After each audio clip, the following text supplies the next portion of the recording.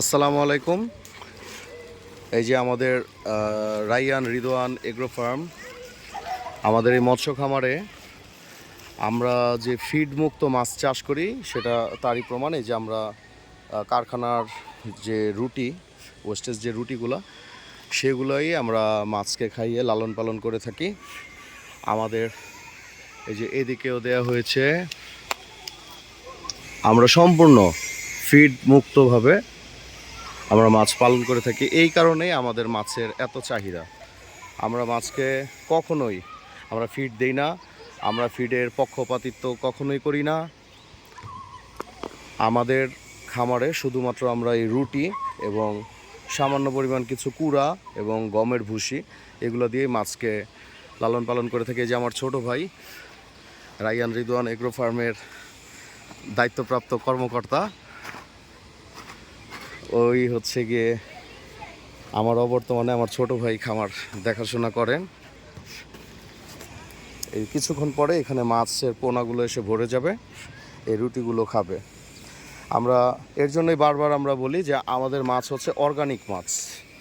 আমাদের পুকুরে আমরা নিয়মিত চুন প্রয়োগ করি, ফলে আমাদের পুকুরের পানি পরিষ্কার পরিচ্ছন্ন থাকে।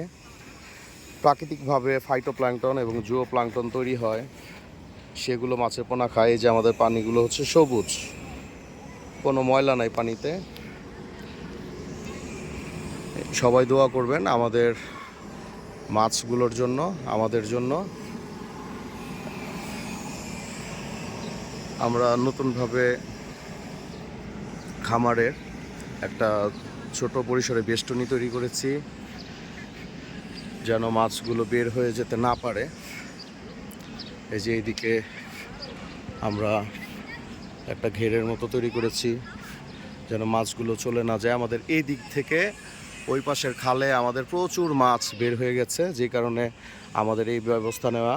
আর এবার আমরা আরও একটা কাজ করেছি, আমরা এই যে এখানে একটা লাউ গাছের টাল তৈরি করেছি।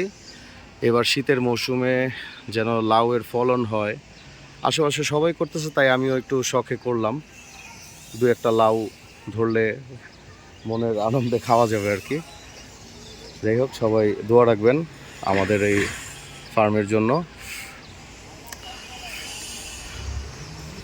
সর্বোপরি যারা যারা আমাদের জন্য সহযোগিতা করে আসছেন আগে থেকেই, যারা আমাদের সাথে ছিলেন, আমাদের শুভাকাঙ্ক্ষী, সবাইকে অন্তরের অন্তঃস্থল থেকে ধন্যবাদ।